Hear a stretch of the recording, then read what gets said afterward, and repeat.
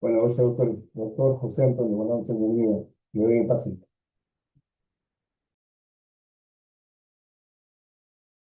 Sí, muchas gracias, doctor. Muy buenas noches con todos y con todas. Eh, Vamos el día de hoy a continuar con nuestra jornada académica y ciertamente vamos a enfocarla a abordar temas relacionados con la prevención de la violencia de género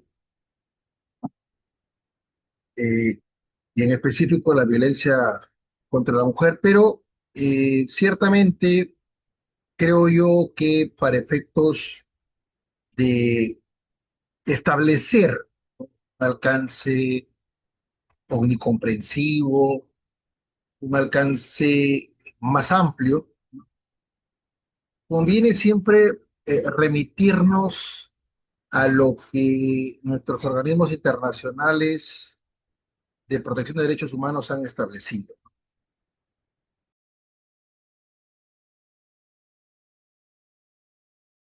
Entonces, fíjense, algo que conviene establecer, ¿no? Es que cuál es el rol que tiene el Estado, ¿no?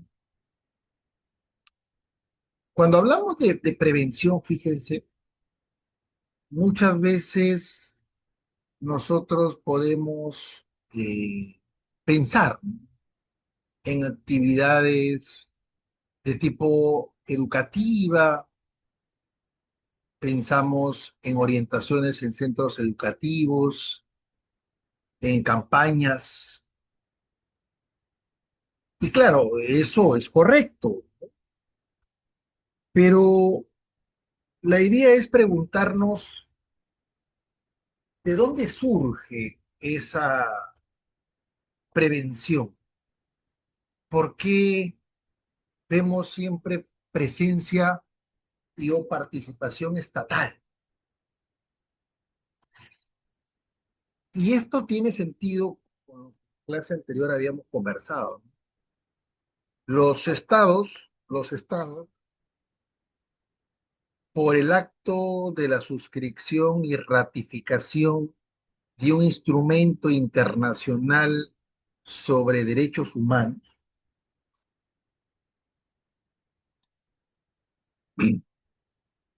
se generan obligaciones.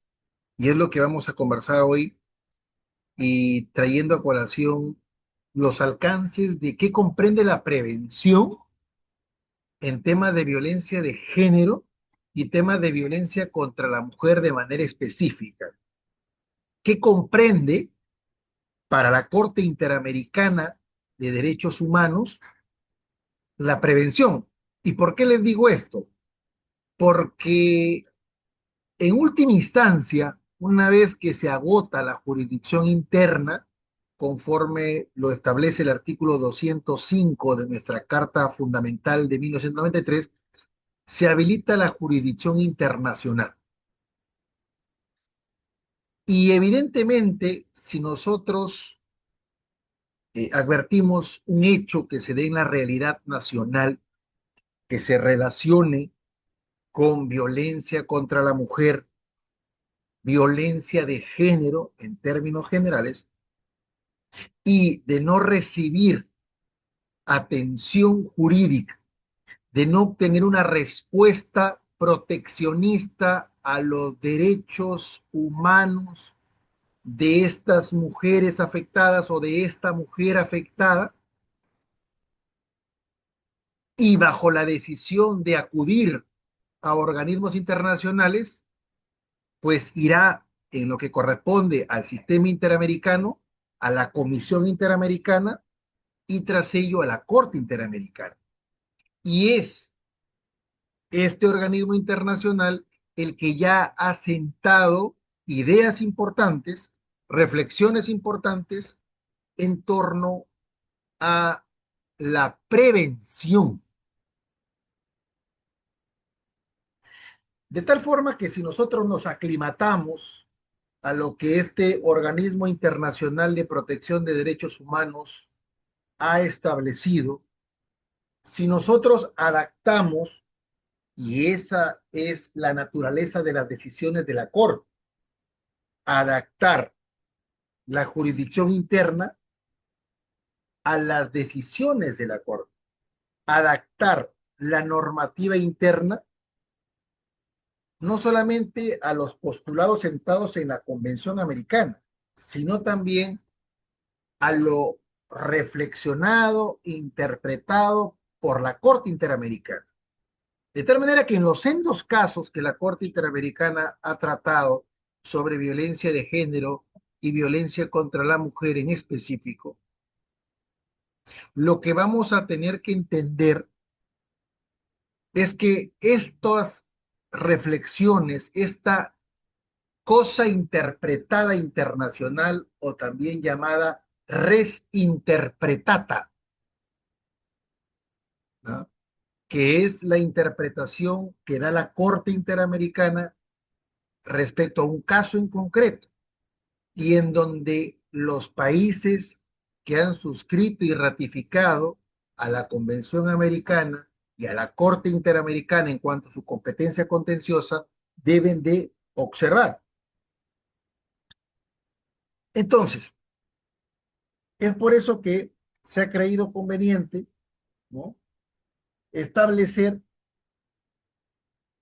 qué dijo la Corte respecto a ello. Pero como notas liminares a nuestro estudio, como prolegómenos al análisis enjundioso de esta prevención de la violencia contra la mujer, porque así reza la tópica que vamos a trabajar, pero orientándonos a aquel marco normativo internacional y jurisprudencial y sobre todo, qué es lo que la Corte ha señalado y por tanto de obligatorio cumplimiento y observancia por el Estado peruano. No puede agotarse la prevención simplemente en una campaña preventiva, sino que vamos a encontrar determinados alcances necesarios para hablar de prevención. Entonces, a la pregunta que podemos hacernos, ¿puede un Estado que reacciona tarde frente a la violencia contra la mujer considerarse realmente, síganme lo que estoy señalando, considerarse realmente un Estado constitucional de derecho? ¿Puede un Estado que reacciona tarde a la violencia contra la mujer considerarse realmente un Estado de derecho? Esto nos permite entender no solamente lo que he dejado inconcluso ad initio de esta exposición, que eran las obligaciones estaduales, pero la clase anterior por allí hilvanamos algunas ideas. Pero fíjense, interioricemos esto. La prevención de la violencia de género y la prevención de la violencia contra la mujer de manera particular no es una opción de política pública, no es una opción, ¿no?, sino que resulta siendo una obligación jurídica internacional y reforzada, y evidentemente vamos a entender que esta prevención nace del vientre de la obligación genérica de garantizar que tiene el Estado de cara a los derechos humanos. Ese deber de garantía que tienen los Estados como obligación general, ¿no?, respecto a los derechos humanos, tiene como componente de la obligación de garantía la de prevención, la de investigación, la de sanción y la de reparación. de forma tal que la prevención es un eslabón de la obligación genérica de garantía. Y la obligación de garantía, para no perder el norte expositivo, la obligación de garantía no hace sino entender que los estados en relación con los derechos humanos deben de implementar todo tipo de medida, sea normativa, sea de infraestructura, sea de recurso humano, sea institucional, entre otras, que se encamine a que estos derechos humanos se garantice su plena vigencia.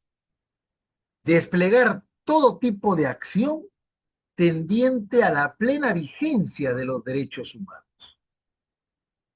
Si tenemos un marco normativo robusto, si tenemos un elemento institucional conformado por entes persecutores del delito, conformado por entidades encargadas de juzgar a aquellos que infraccionan la norma penal, si tenemos entidades encargadas de velar para que la mujer no sea afectada en sus derechos, todo ese conjunto institucional suma a la obligación de garantía.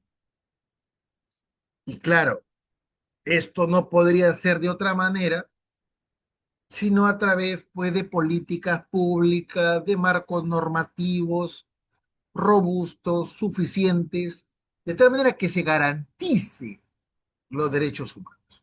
Pero esa obligación de garantía que de manera general acabo de retratar, se va a subdividir en obligaciones específicas, como lo mencioné, de prevención, que es el tema que nos convoca, de investigación, de sanción y de reparación.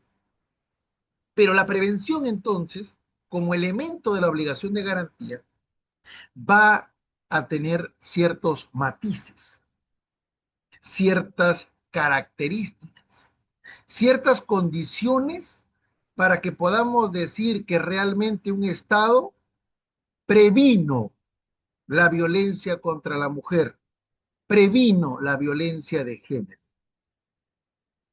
Porque vamos a encontrar expresiones como la tolerancia estatal, como la aquiescencia del Estado,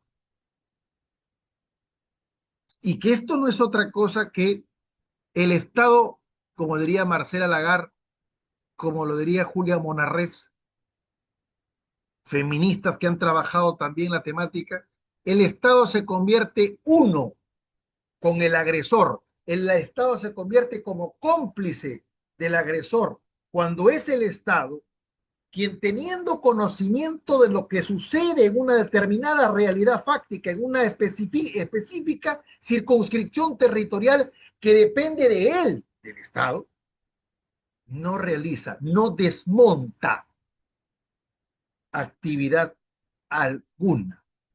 Ahora, para identificar los actos de violencia contra las mujeres. Ahora, para identificar al o los responsables. Pero en el ámbito de la prevención veremos que no se trata simplemente de evacuar sendos informes, sino realmente de una actividad de prevención. Y veremos en un momento cómo falla o fallan los estados en esta labor prevencionista.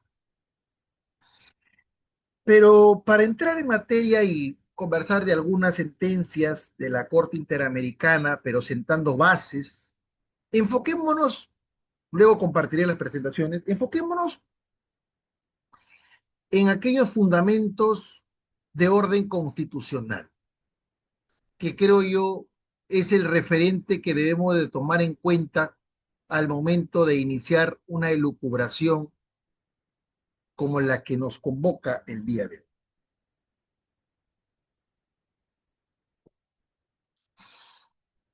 En principio, si uno revisa con detenimiento la Constitución peruana de 1991, se informará que la dignidad humana es el fundamento de nuestro orden jurídico. La dignidad humana se encuentra claramente señalada en el artículo primero de la Constitución. Y claro, la dignidad humana retratada en el artículo 1 de la Constitución no hace sino permitirnos establecer que esta dignidad es el fundamento de todos los derechos fundamentales. Es el principio de toda la estructura ontológica del ser.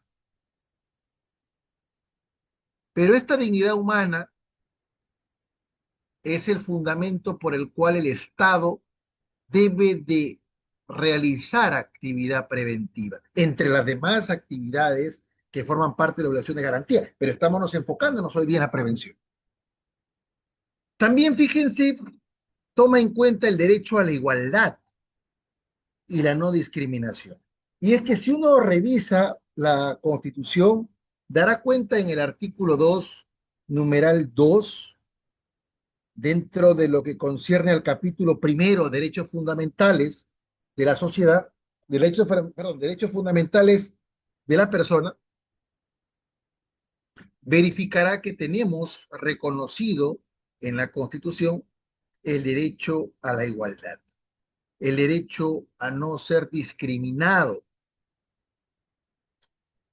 Y por otro lado, también tenemos el derecho a no ser violentados en nuestra estructura somática, no ser violentados en nuestra estructura psíquica y moral.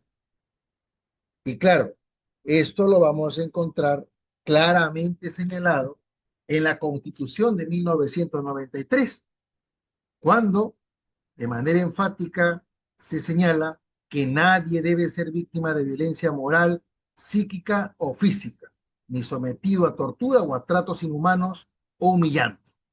Esto claramente lo encontramos en el literal H del numeral 24 del artículo 2 de la Constitución.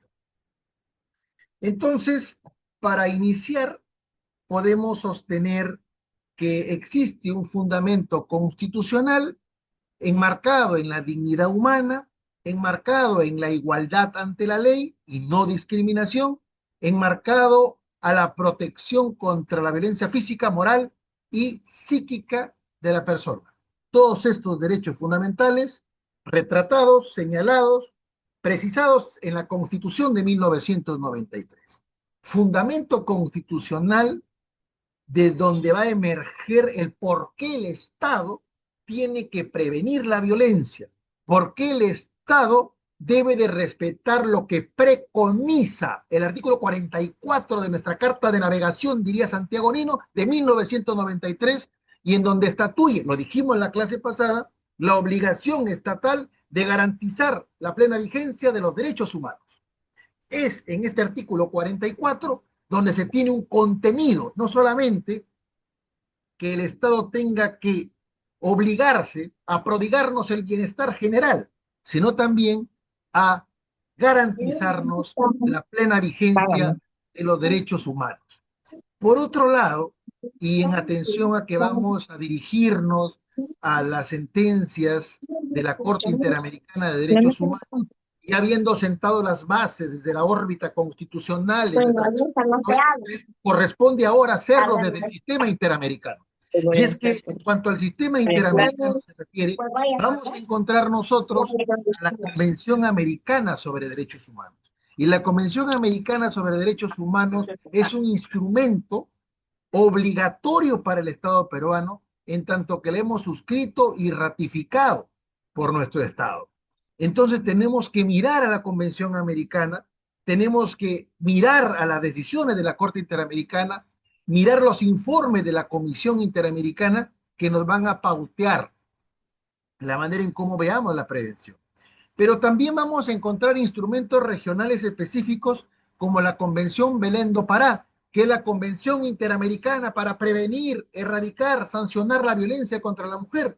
Este instrumento interamericano, que es la Convención Belén do Pará, para, ¿no?, prevenir, sancionar y erradicar la violencia contra la mujer, claramente en el artículo 7 desarrolla con bastante enjundia lo que viene a ser la prevención, la debida diligencia, la prevención como eslabón de esta cadena llamada debida diligencia. Algunos le anteponen deber de debida diligencia, que luego conversaremos, pero me voy adelantando este basamento que se tiene en el marco del sistema interamericano.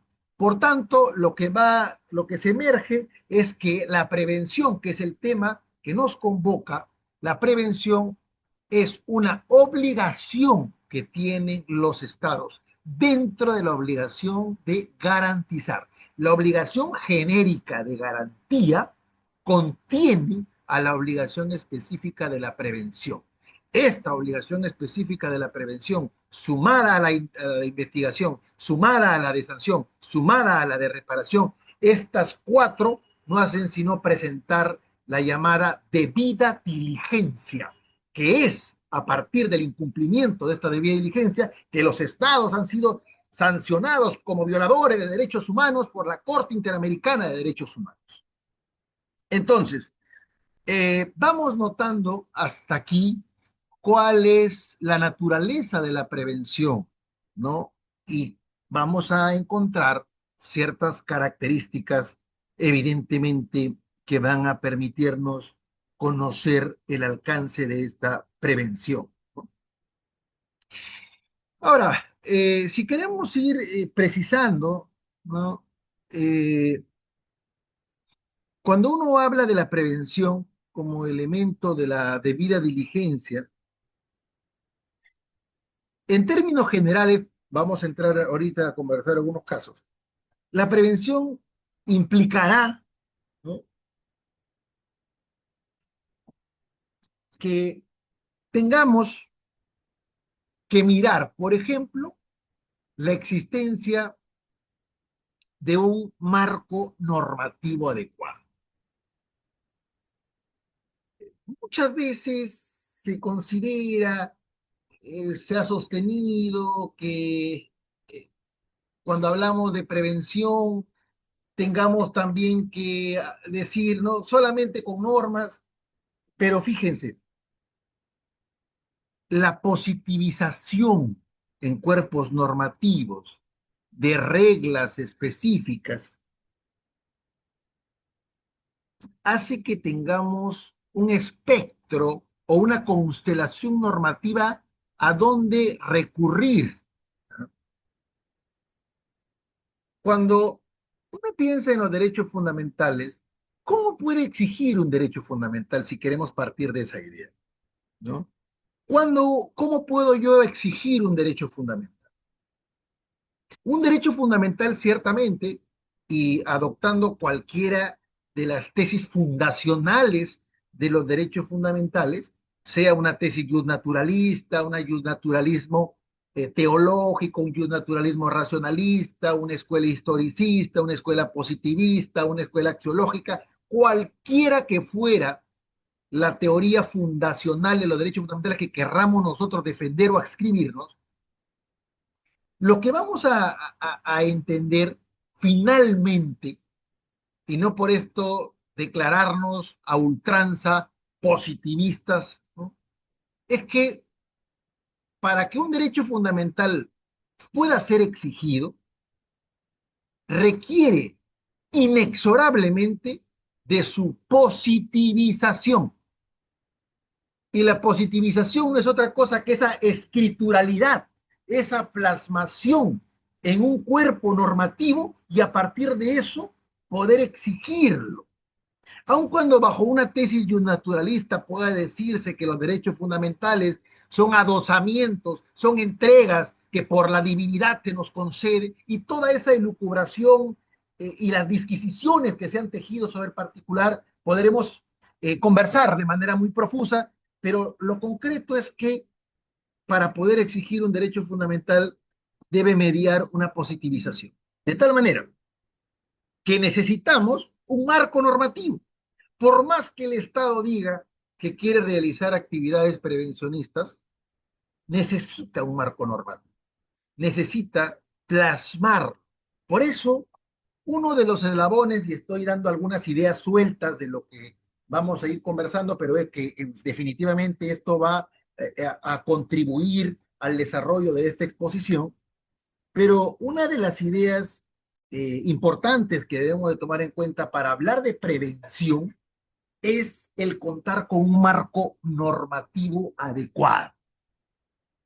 El marco normativo adecuado va a permitirnos a nosotros saber hacia dónde dirigirnos. No solamente el destinatario final, que vienen a ser todos nosotros de este marco normativo, sino también hacia el funcionario público encargado de la procuración de la justicia, el encargado de la persecución del delito. Por eso un marco normativo adecuado se entiende con esta expresión adecuado, un marco normativo que no simplemente nos alcance, ¿no?, definiciones, anexos en cuanto a qué significa violencia, qué es violencia contra la mujer, sino que sea operativo realmente, ¿no? Y claro, la ley 30.364 y su reglamento no son sino pues aquellos cuerpos normativos, o texto único ordenado, son cuerpos normativos robustos, ¿no?, que en definitiva han permitido y permiten pues un abordaje adecuado de la violencia contra las mujeres, ¿no? El reglamento hace lo mismo, cumplimentando el contenido de esta ley. Y toda esa vorágine de normativa que complementa, ¿no? Decretos supremos, protocolos de actuación, manuales operativos, entre otros. Atención a la víctima, guías, es toda una constelación normativa que propende y soporta el marco normativo adecuado para abordar la violencia contra las mujeres y dentro de ello la prevención de la violencia. Pero no solamente puede agotarse con un marco normativo adecuado para hablar de prevención de la violencia contra las mujeres y violencia de género en términos macro, sino las políticas públicas eficaces. No basta proferir la expresión política pública. Política pública es un término que creo yo en el argot académico es tan trillada cuando participamos en eventos académicos, cuando escuchamos a ministros, a congresistas, posteriormente diputados, senadores, siempre va a anclarse el término política. Y evidentemente la política pública va a tomar en cuenta un problema público. Y un problema público es un problema que engarza y comprende a toda la sociedad en general, a toda nuestra República del Perú. Es un problema transversal, es un problema público, no es un problema del público, porque un problema del público, dentro de la gestión pública, un problema del público puede ser un problema que tiene una urbanización, un asentamiento humano, un barrio. Puede ser, por ejemplo, un problema del público construir rompemuelles, instalar barandas al momento de cruzar, puentes peatonales, es problema del público, es un problema micro, está sectorizado en una determinada población, pero un problema público es un problema que adolece y afecta a todos nosotros, razón por la cual los temas de la prevención afectan a todos, sobre todo violencia contra la mujer. De allí que tengamos en cuenta, y para no perder el norte, marco normativo adecuado, políticas públicas eficaces. Existe todo un procedimiento para la emisión de políticas públicas, eso indudablemente lo hay, ¿no? Desde la identificación del problema público hasta la implementación de la política pública, evidentemente que se somete a un estudio concienzudo, riguroso, pero las políticas públicas con perspectiva de género, que es todo lo que se ha reseñado hasta la fecha, importa ciertamente, pero es un eslabón adicional ahí. La política pública, y ojo que en una política pública se encarga a sectores que van a ser quienes monitoreen, quienes tengan un rol, ¿no? De dirección, un rol de supervisión, un rol de control, etcétera, ¿no? El Ministerio de la Mujer, el Ministerio Público, el Poder Judicial, cuando menos son estos entes presentes impostergablemente, ¿no? Y otros más, ¿ah? Y si estoy evitando mencionarlos es para no invertir mucho tiempo, pero son muchos más. La capacitación estatal, este es otro pensamiento, o otro elemento, perdón, que ya la Corte Interamericana ha sido enfática, ¿no? Capacitación, yo creo, ahora se exige eh, magistrados sean capacitados obligatoriamente en temas de violencia contra las mujeres. De un tiempo acá, ya casi a 10 años, a 11 años de la vigencia de la ley, vemos que se sigue trabajando el tema. No se trata. Yo creo que el marco normativo interno lo podemos tener accesible. Y eso es importante también.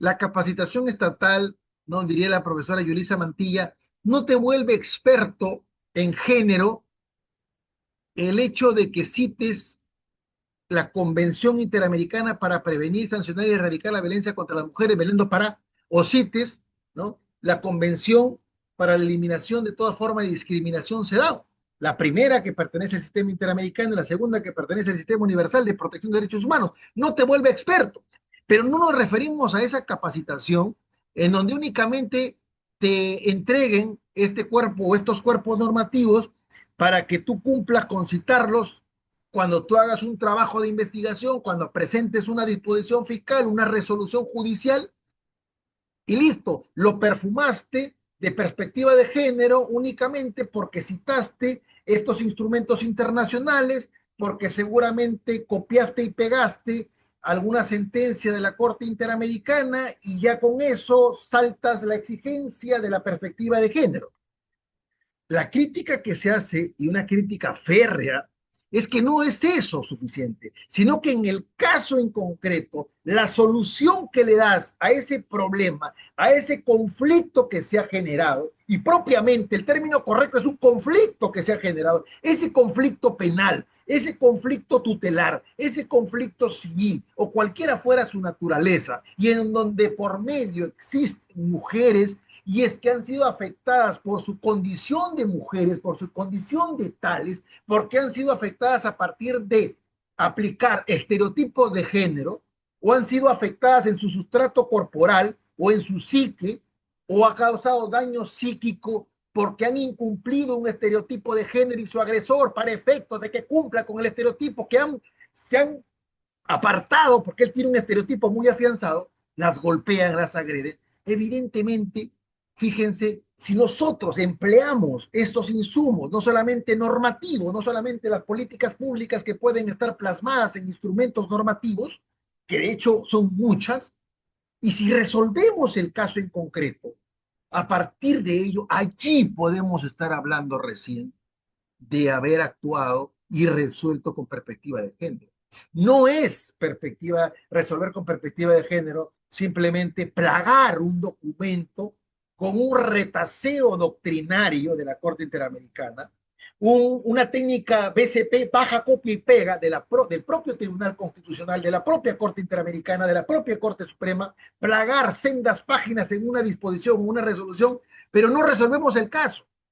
Porque el trabajo que tiene que realizarse para resolver el caso es entremezclar, decir por qué esta disposición es aplicable al caso en concreto y a partir de eso cómo resuelvo con perspectiva de género, identificando, visibilizando, más no invisibilizando a la víctima, no culpabilizándola, no ridiculizándola, no estigmatizándola, que esos son los componentes de la discriminación que sufre una mujer. Culpabilizar, ridiculizar, estigmatizar y que claro, si eso no lo hacemos en el caso en concreto, para eso tenemos CEDAW, evidentemente lo que estamos generando nosotros aquí es no resolver un caso con perspectiva de género. Podrás ser premiado como juez porque tu resolución seguramente estuvo, y hay que hablar lo que corresponde, con citas tan elegantes, tan perfumadas, pero que no resuelves en el fondo. no resuelves en el fondo un caso con perspectiva de género, ¿no? Por eso yo me detengo a compartir con ustedes algunas reflexiones, porque finalmente, marco normativo adecuado, políticas públicas eficaces, capacitación estatal, son eslabones de una cadena llamada prevención. Y esta prevención se incardina dentro de una obligación genérica de garantía. Y esta obligación de garantía no es sino una obligación estadual que tienen los estados de cara a los derechos humanos y que se aterriza también en los derechos fundamentales. Entonces, ahora hay que sumar algo que la Corte Interamericana ha sostenido, ha replicado, ha exigido y sigue haciendo, es la actuación temprana frente a un riesgo conocido. ¿Cómo prevengo? Marco normativo adecuado. ¿Cómo prevengo? Políticas públicas eficaces. ¿Cómo prevengo? Capacitación estatal. ¿Cómo prevengo? Actuación temprana frente a riesgos conocidos. Actuación temprana e inmediata frente a un anoticiamiento de actos de violencia contra las mujeres en determinados sectores de la comunidad. Prevención. Vamos, y vamos, si requeremos recordar casos. Por ejemplo, el caso González y otra versus México, conocido como Campo Algodonero, es un leading case, es un, es un caso significativo para la violencia contra las mujeres. Y claro, estos casos emblemáticos, estos leading case, evidentemente no hacen sino hacernos ver cómo el Estado es responsable cuando no activa culturas prevencionistas, cuando no cumple obligaciones prevencionistas, ¿no? El caso González y otras versus México es un caso que ya va a cumplir 16 años, pero este caso marcó un antes y un después de cómo se aborda la violencia contra las mujeres. Y en la prevención, vea, el Estado responde no solo por acción, sino por omisión. Y eso hay que tenerlo muy bien claro. No solamente esperemos que el Estado, para que sea sancionado, golpee, viole, ataque. Porque hemos visto hace, en la década de los 90, ¿no? Cuando estaba en plena, en ese apogeo perverso del terrorismo, donde habían detenciones arbitrarias, ilegales, donde había torturas, violación como tortura, etcétera, por parte de militares, ¿ah?, y policías en el Perú, y que la Corte Interamericana enfáticamente ha sostenido estas violaciones y las ha declarado en sus sentencias.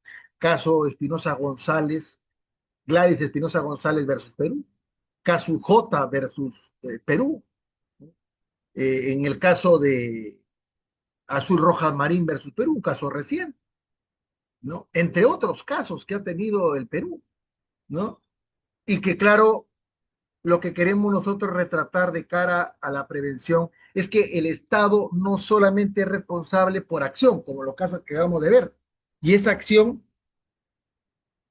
implica no cumplir una obligación, no la obligación de garantía, sino la obligación de respeto. ¿Y saben por qué? Porque el Estado es el llamado a reconocer los derechos fundamentales, los derechos humanos. Y por tanto el Estado es el primer llamado en respetarlos, lo que significa no conculcarlos, no violarlos, no mancillarlos, no hacerlos trastabillar, no vulnerarlos, no violarlos. Y cuando el Estado lo hace a través de sus funcionarios públicos, a través de sus servidores públicos, evidentemente lo que estamos conllevando nosotros es advertir que el Estado no está cumpliendo con sus obligaciones. Si el Estado ya reconoció a través de la obligación de respeto, implica que él no debe violarlo, pues. Por tanto, el Estado responde no solo por acción, sino por omisión. ¿Por omisión qué implica? Pues claro, tengo conocimiento que en determinada circunscripción territorial, en determinada sociedad, en determinado urbanización, distrito, provincia, pueblo alejado, se suceden actos de violencia recurrente, ¿no? Y yo, pese a tener conocimiento como Estado, no despliego actividad positiva alguna, realizar algunas investigaciones o la labor prevencionista, porque lo que tenemos que hacer es evitar que se perpetren estos hechos atentatorios contra los derechos de las mujeres. Entonces, acá veremos que el Estado responde por omisión. Entonces, vemos que en el caso González hubo eso, ¿no? Que es un leading case importante porque nos permite a nosotros atender que el Estado no solo va a responder por acción, sino responde también por omisiones. Y sobre todo omisiones cuando él, pudiendo desplegar una prevención de estas afectaciones, no lo hace. No lo hace, ¿no? Debe actuar ante un riesgo real, inminente e inmediato. Y muchas veces, por ejemplo, se presenta cuando estamos frente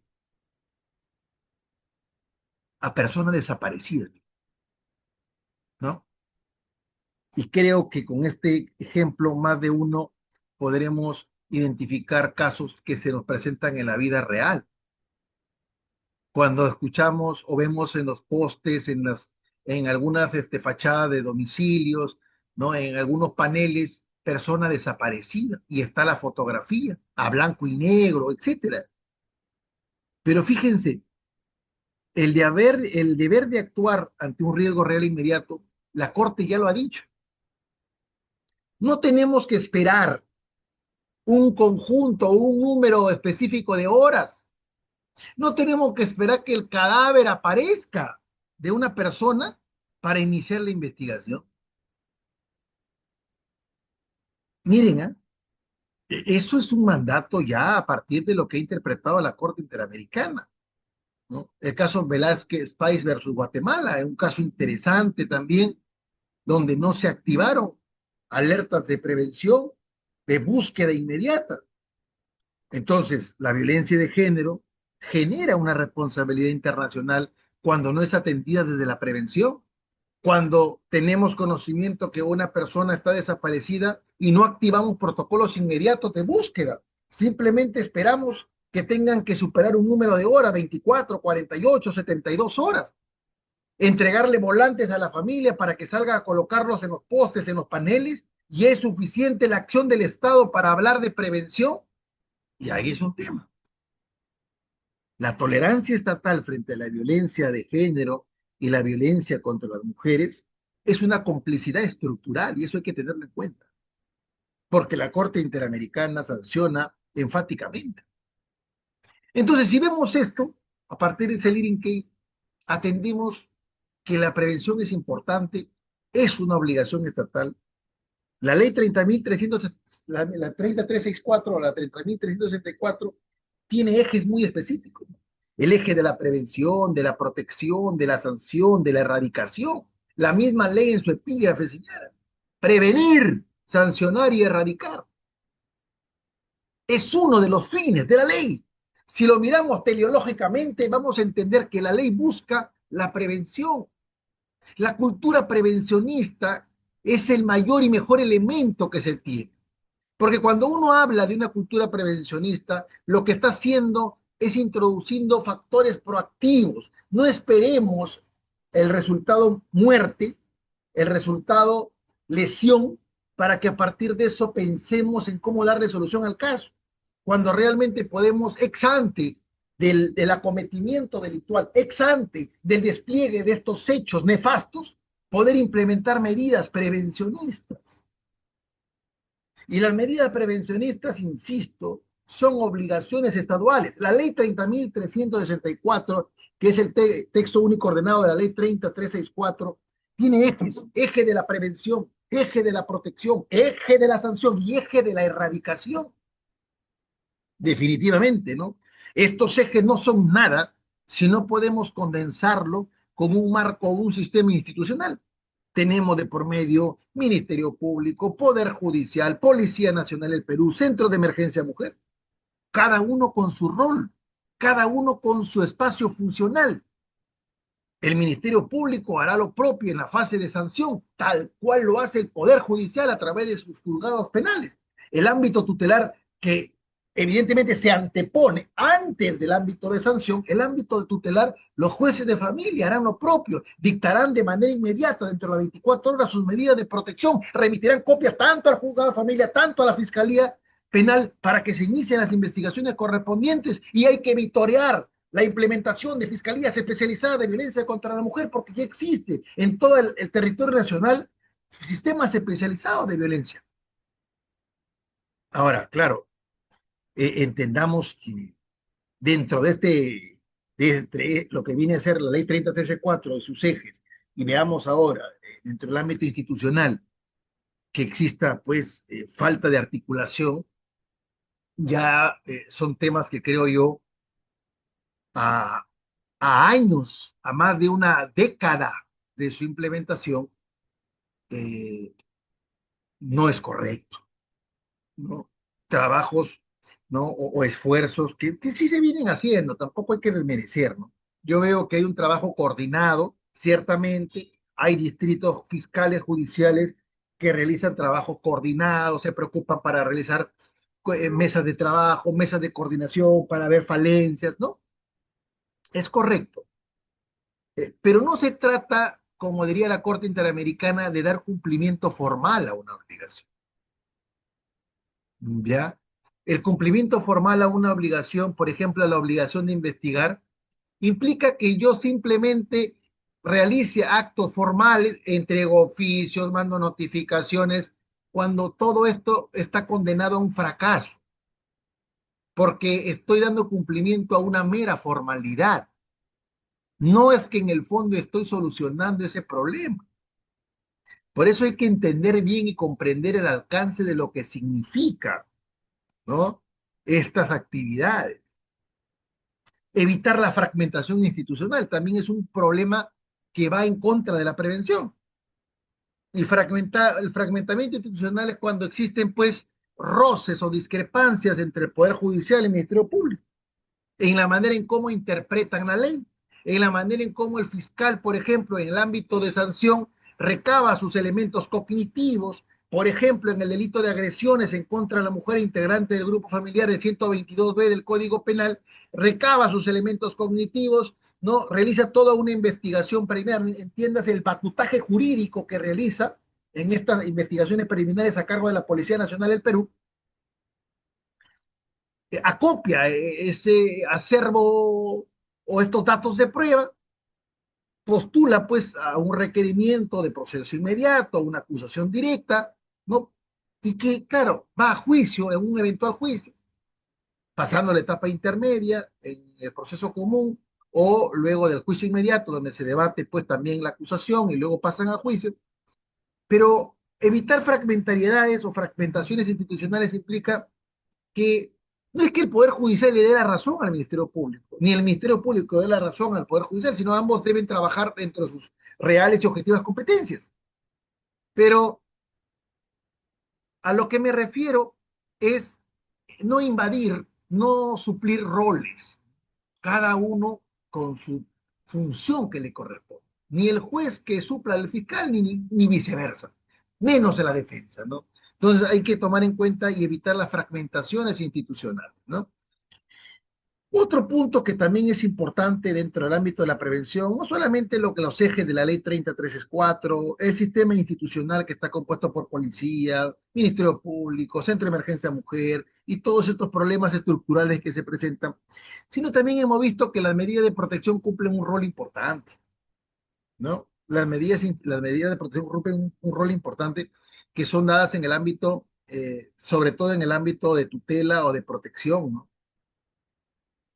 Ahora, claramente, ¿no? Hay mucha crítica a las medidas de protección que puedan darse, pero hay un factor de riesgo, hay un factor de riesgo, ¿no? Y eso hay que tomarlo en cuenta porque el principio precautorio que inspira estas medidas de protección o principio de riesgo es importante. Sobre todo porque las medidas de protección, ¿no? Previenen, y hay que mirarlo así, previenen hechos más lacerantes y atentatorios que podrían acaecer. Previenen feminicidios, pueden prevenir lesiones graves, entre otros delitos generados por actos de violencia. Entonces, no hay que mirar con recelo a las medidas de protección, al contrario.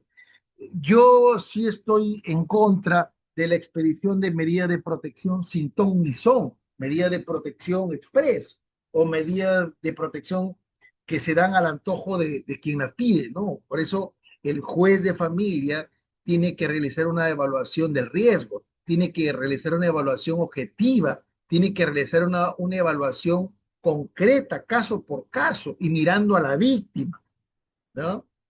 Por eso estas medidas de protección deben de ser preventivas y no reactivas, ¿ah? No hay que confundir, es un ámbito de tutela, no es un ámbito de sanción. No convirtamos una medida de protección reactiva cuando debe ser preventiva, ¿no? Importante tomar en cuenta ello, ¿no? Yo creo y estoy convencido que la prevención es importante definitivamente con lo que vamos a ir, con lo que vamos conversando, pero vamos a encontrar, como en todo, fallas estructurales en la prevención. Y esas fallas estructurales obedecen, aquí hay que decirlo, obedecen a supuestos en donde el Estado tarda, y ya lo habíamos sabido. La prevención tardía o el retardo en la prevención. Definitivamente, perdón un segundo.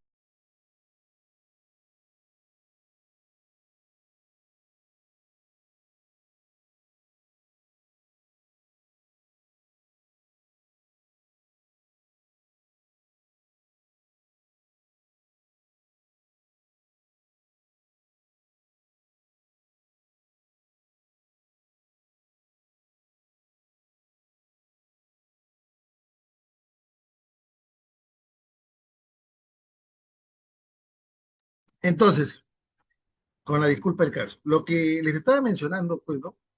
Que estas fallas estructurales, ¿no? Ahora, las fallas estructurales que se pueden dar en la prevención, en principio es la llamada prevención tardía. El Estado reacciona cuando encuentra cadáver. Encontró un cadáver, reacciona. Encontró comunicaciones o recomendaciones de la Comisión Interamericana, actúa. Tiene una prevención tardía. Claro, no en todos los casos, hay que tampoco, no hay que mezquinar, pero cuando el Estado actúa después del daño, cuando el Estado actúa después de la denuncia, cuando el Estado actúa después del intento de feminicidio o feminicidio en grado de tentativa, cuando el Estado no actúa en fase de riesgo, evidentemente estamos fallando acá. Nuestra clase es sobre la prevención y hay que desnudar el tema. La prevención tardía es el lastre, es el punto débil del Estado. Cuando el Estado quiere actuar después que dan muerte a una mujer, después de la denuncia, después del daño, después de la lesión, después del intento de feminicidio, es una respuesta tardía. Claro, también no queremos caer en un mero lirismo o buscar satisfacer los oídos de todos, porque pensar que y simplemente mirar al poder de policía como aquello que puede prevenir no es correcto tampoco. No va a haber un policía por cada mujer en el Perú, ni un policía en cada esquina de todas las calles del Perú. O sea, no se trata de hablar de respuesta tardía, de tener más policías, para empezar, ¿eh? Porque creo que esa es la razón ilusoria que uno tiene, ¿no? La prevención no mira así. Tenemos que trabajar, como, y esto se ha hecho estudios, sobre todo, se debe estudiar, se debe trabajar con los agresores y se debe trabajar con la población potencial agresora. Y no hay que sentirnos mal, ¿eh? Trabajar con la potencial población agresora es trabajar con los hombres, pero no se hace porque dicen que se está con esa acción discriminando. No, mentira. Por eso, eh, hay mucho celo al trabajar estas políticas y sobre todo esta prevención. Miren, otra falla estructural es la falta de enfoque de riesgo. Acá los jueces de familia, acá la policía, el Ministerio Público y los jueces y los juzgados de familia cuando redactan, cuando se les encarga el llenado de las fichas de valoración de riesgo. La falta de enfoque de riesgo implica, no se trata de marcar simplemente, no se trata de llenar una ficha, se trata de mirar con un enfoque de riesgo. Tenemos que realmente ver el historial de violencia. ¿Cuántas, ¿Cuántos casos vemos nosotros que no registran denuncia? Hay que ver las amenazas previas, el contexto de vulnerabilidad, hay que ir al domicilio, hay que ver. Falta de enfoque de riesgo, entonces. Algo que también ataca a la prevención, los estereotipos de género. Miren, no perdamos el norte. Las fallas estructurales en la prevención, tenemos la prevención tardía, la falta de enfoque de riesgo, los estereotipos de género. Ojo que esa falta de enfoque de riesgo es muy importante, ¿eh? En fiscalía, en poder judicial, en policía, en centro de emergencia mujer. El enfoque de riesgo, que no significa el enfoque de riesgo mirar a todos los hombres como potenciales agresores, sino realmente una evaluación del historial, las amenazas, el contexto de vulnerabilidad y todos los factores de riesgo que existen. Tener esa visión o ese enfoque holístico, ese enfoque omnicomprensivo, ese enfoque integral, ese enfoque interseccional que deben de trabajarse. Un elemento adicional es el estereotipo de género.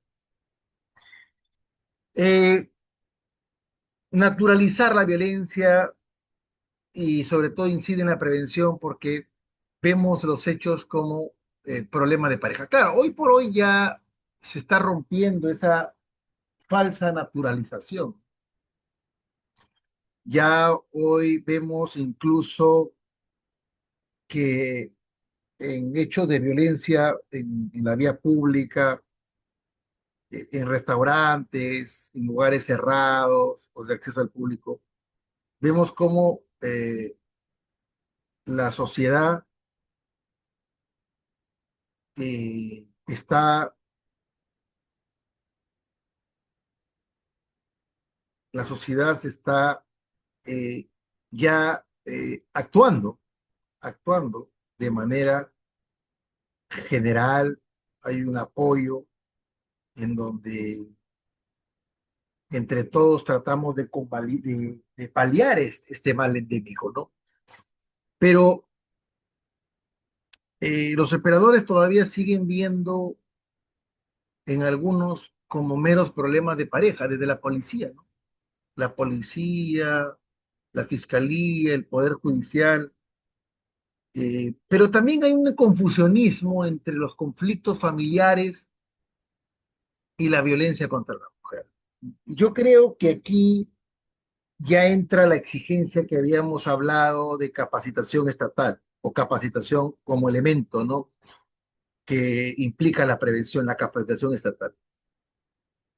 E identificar realmente qué es un conflicto familiar y violencia de género, en específico violencia contra la mujer. Yo creo que aquí es un rol determinante, no solamente porque engrosamos al sistema con casos que probablemente sea una simple orientación, ¿no? A la pareja y no llenar al sistema. Pero parecería que hablamos de una presunción de, ¿verdad?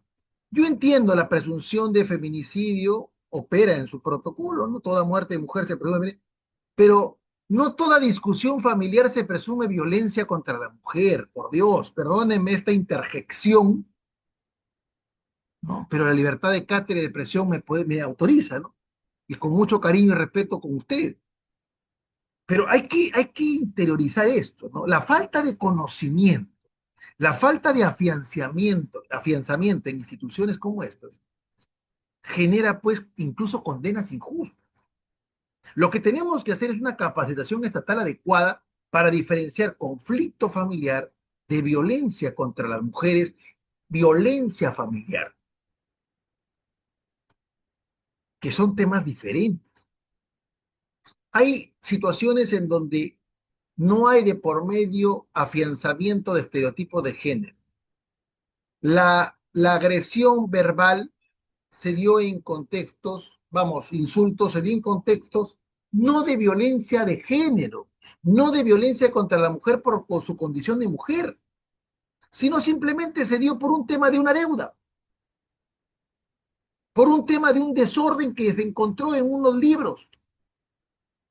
Entonces hay que tener un poco de preocupación, ¿no? Para poder entender este elemento de estereotipo de género. ¿Qué son los estereotipos de género? Claro, los estereotipos de género, ¿no? Son alimentados de aspectos culturales, aspectos sociales, que cada uno de nosotros, todos tenemos estereotipos, cada uno de nosotros los tiene afianzados, los tiene interiorizados y consideramos que eso es lo correcto. ¿Cómo debe de comportarse un hombre? ¿Cómo debe comportarse una mujer culturalmente hablando? Los roles de género los convertimos en estereotipos de género en la medida que yo pienso que el rol de un hombre es este y una mujer es este. Y lo vuelvo un estereotipo porque digo, así deben ser todas. Y si no lo va, y si no se cumple, ahí vienen los actos de violencia o de reprensión. Pero evidentemente, esto no puede tener asidero en un funcionario público, en un operador de justicia a quien se le encargue esta labor. Yo soy un fiel convencido que el operador jurídico no, como ser humano que es muy complicado pensar que él va a desterrarse de cualquier estereotipo. O sea, si queremos pensar que un funcionario, que un servidor público va a desterrarse de todo tipo de estereotipo de género, de todo tipo de prejuicio, de todo tipo de sesgos cognitivos, estaríamos realizando una afirmación falsa. Los seres humanos somos tales. Lo que se debe propender es evitar los estereotipos, los sesgos cognitivos, los prejuicios, que la valoración sea objetiva, que la valoración sea racional, que la valoración sea sobre los hechos en concreto, no sobre la base de corazonadas, de supersticiones, de intuiciones, porque hoy por hoy no podemos hablar que un proceso judicial esté plagado de intuiciones, de corazonadas, de sensaciones, sino debe ser de manera objetiva, de manera racional, de manera epistémica. Y eso tiene que pensar todo operador jurídico. Un operador jurídico puede tener un acto aberrante frente a él, pero tiene que actuar con objetividad. No puede dejarse llevar por un sesgo de confirmación, por un sesgo de contaminación, un sesgo cognitivo y tomar una decisión apresurada, porque ese hecho lo vivió él antes. No puede ser así. Y eso opera para jueces, para fiscales, para policías, para funcionarios y servidores públicos encargados de trabajar el tema de la violencia contra las mujeres y violencia de género, en términos macro. Y esto opera incluso para los propios órganos de control. La alarma social no me puede a mí condicionar. La prensa no me puede determinar una decisión. La justicia mediática no puede ser quien juzgue finalmente. ¿Qué es lo que quiere el pueblo? Cárcel. ¿Qué es lo que quiere el pueblo? Libertad. No podemos abrir nuestra ventana, misma justicia pilática, y ver qué es lo que quiere la sociedad y darle al pueblo lo que pide. Simplemente convertimos a un juez o fiscal en una bendita marioneta de lo que la sociedad exige. Los jueces, los fiscales, los abogados tienen como herramienta la Constitución, la Convención Americana, la Declaración Universal de Derechos Humanos, las leyes territoriales, las leyes de nosotros.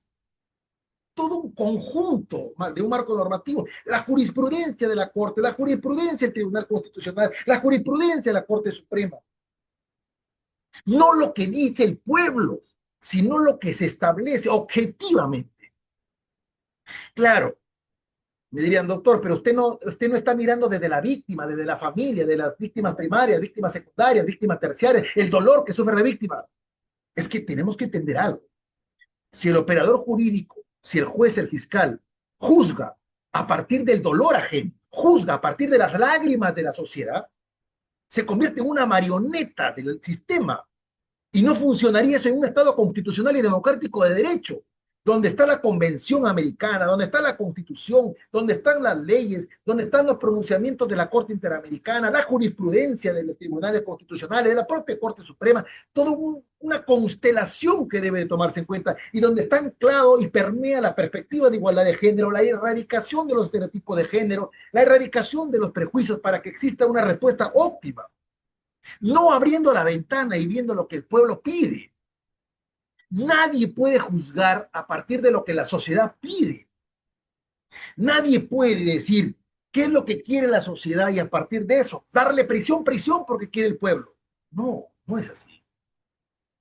Nosotros tenemos al proceso judicial en general como un mecanismo racional de solución de conflictos, no irracional. Lo irracional es preguntarle a Pepito, a Juanito, a María, a Juan, a José, ¿qué quiere? Y sobre eso darle. No funciona así.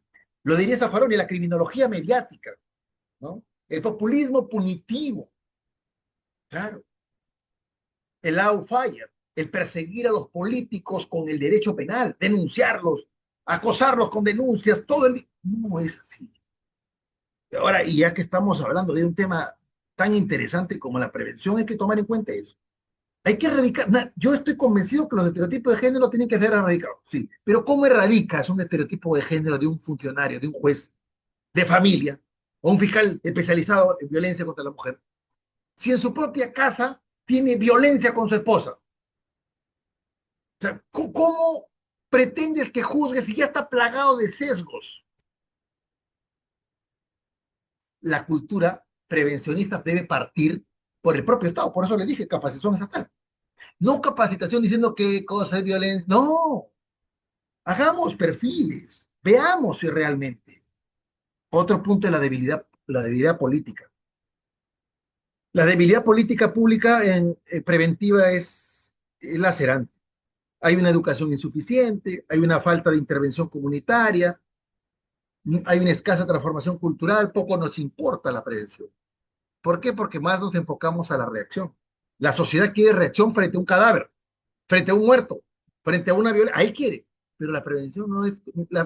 La prevención no suma. La prevención dice, no vende. Lo que vende es, atraparon al sicario que mató a fulano de tal. Atraparon a... Ah, eso vende. Eso a la sociedad le gusta. La prevención no. Por eso falla el sistema. Para ir terminando, fíjense, dentro de lo que vienen a ser los estándares internacionales en el sistema interamericano de prevención, tenemos que partir, fíjense, por una suerte, una trípode de prevención estructural, prevención operativa y prevención reforzada. Una prevención estructural la podemos conseguir a través de la educación con enfoque de género. Estructuralmente hablando, la prevención con enfoque de género significa que aquellos llamados entiendan y destierren los estereotipos, eliminar los estereotipos. Una investigación con funcionarios que actúan bajo estereotipos de género está condenada al fracaso y a la injusticia. Y está generada la impunidad. Cuidado, la impunidad tocará la puerta cuando una investigación se hace plagada con estereotipos. La prevención operativa tiene que ver con los sistemas de alerta temprana, la protección inmediata, ¿no? Claro que lo tenemos, ¿no? La línea 100, botón del pánico, entre otros, que realmente funcionan en la medida en que la cantidad sea manejable. La prevención reforzada, habría que atender denuncias previas, las amenazas, el contexto de violencia. El Estado tiene que actuar con una máxima diligencia. Entonces, eh, pensemos algo. ¿Cómo podemos, cómo podemos obtener un modelo efectivo de prevención? ¿Cómo podemos, ya que el tema que estamos hablando es la prevención, cómo podemos obtener, porque ya hemos hablado de problemas estructurales, los enfoques, pero ¿cómo podemos obtener o no se puede? Miren, si hablamos de una prevención primaria, tenemos que mirar a aquellos controles sociales informales. Tenemos que mirar a la familia, tenemos que mirar a la educación, a los colegios, a las universidades. Tenemos que apelar a ese factor educación. Siempre se dice lo mismo. Yo sé lo que están pensando. Siempre nos dicen que la educación, pero es una prevención primaria, la más cercana. Partir de ese control social informal. La familia, la universidad, la parroquia, el gremio del barrio, el cambio cultural. Romper parámetros que ya vienen de siempre. No, siempre ha sido así en su familia y así va a seguir. ¿No? Hay que romper ese parámetro cultural. Buscar la igualdad estructural. Y esa igualdad estructural implica que desde el Estado, ¿no? Desde el Estado se nos otorgue la búsqueda de esa igualdad estructural, donde el propio Estado no discrimina. Entonces la prevención primaria parte por la educación, parte por el cambio cultural, parte por la igualdad material o estructural. La prevención secundaria, que es la que se busca, es identificar ya el riesgo. Ya, si tenemos una intervención primaria a través de la educación, a través de los cambios culturales, a través de la igualdad estructural y una prevención secundaria donde identificamos los riesgos y damos una intervención temprana. Ya identificamos riesgos. Se presentaron los riesgos, hay riesgos. Entonces, ¿cuál es la medida que debemos de adoptar para enfrentar ese riesgo identificado? ¿Tenemos que esperar una intervención tardía? La intervención debe ser temprana para evitar las consecuencias nefastas. La prevención terciaria que busca ya enfocarse cuando se dio el hecho. El hecho violento se dio, hay que evitar la reincidencia, hay que trabajar con ese agresor, ¿sí? Hay que rehabilitarlo para que podamos tener resultados y no se vuelva un reincidente. Hay que ver, ¿no? Si cometió, qué tipo de delito, la naturaleza el mismo, etcétera. Hay que pasar de un modelo reactivo a uno predictivo, a uno reactivo por uno proactivo. Entonces, ¿qué pasaría si el Estado no responde? Con todo lo que hemos hablado, en el caso González y otras que habíamos explicitado, con un enfoque internacional, desde el sistema interamericano, el Estado será declarado responsable internacionalmente por violar derechos humanos. No porque el Estado le pegó o le quitó la vida a esa mujer. No, señor, no es así. El Estado va a responder porque simplemente no activó sus alertas, no previno, no investigó, no sancionó, no reparó. Y hoy que estamos hablando, no previno, pues.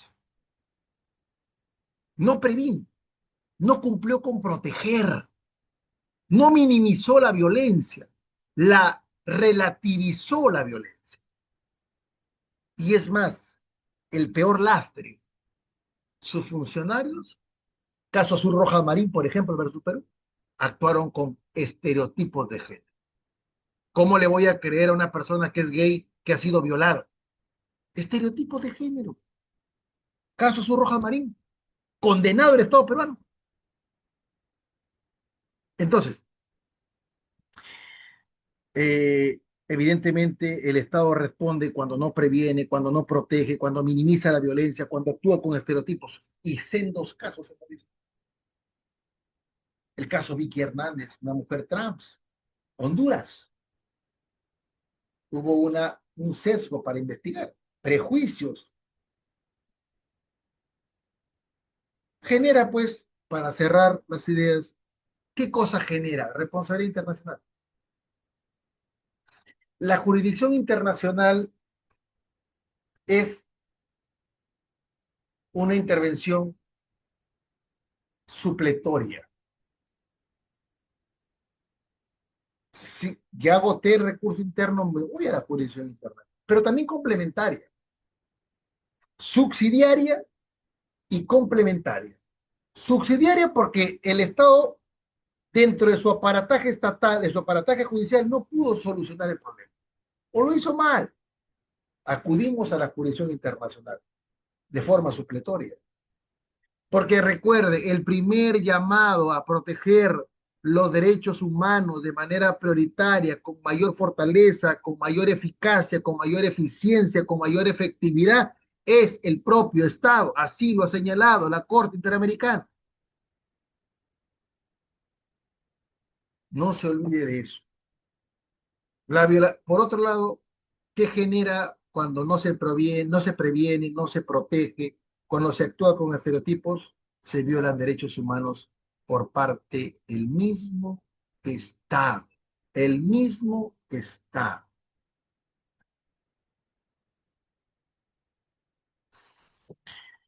Por otro lado, para cerrar, la violencia contra la mujer, la violencia contra las mujeres, la violencia de género, no comienza con el golpe, y eso tengámoslo en cuenta, sino con la indiferencia del Estado. No termina con la sanción, sino con la prevención efectiva. Eso es importante. Si no prevenimos, tenemos potenciales actos dañosos, potenciales feminicidios. Es importante, muy importante, recordar, y con esto voy cerrando, la prevención es una obligación estatal, no es una facultad, no es una opción, es una obligación. La violencia contra las mujeres es una violencia estructural, es una violencia general que está tratándose con nadie dice que hay un avance significativo. Recordemos que la omisión del Estado en no prevenir, en no investigar, en no sancionar y no reparar, la omisión le va a generar y le genera responsabilidad internacional. Porque eso, los derechos humanos no se violan solo por acción, sino también por omisión, por incumplir las obligaciones estaduales. Los derechos humanos se conculcan, se violan siempre mirando al incumplimiento de una obligación. El sistema peruano ha pasado el tiempo y sigue siendo reactivo. Encontramos un cadáver recién actuado. Encontramos a una mujer golpeada recién. No niego que hay toda una cultura prevencionista, sí, pero falta aún más por desarrollar. Busquemos un modelo predictivo, proactivo, no reactivo, que es quizás lo más fácil, pero evidentemente que eso debemos de interiorizarlo cada uno de nosotros, cada uno. Entonces, recordemos que la prevención como obligación estadual es una obligación jurídica que debe el Estado tomarla en cuenta siempre. Debemos de recordar esta debida diligencia, parte de la prevención y termina con la reparación, ¿sí? No hay que olvidar esos aspectos, ¿no? Ir eliminando pues los errores de los operadores jurídicos, ver a la violencia contra la mujer como problemas personales, individuales, y no verlo como un problema público. Que ese día lo vimos la semana pasada, ¿no? No hay que normalizar ni naturalizar la violencia, Hay que destacar la desigualdad histórica que ha venido hombres y mujeres siempre.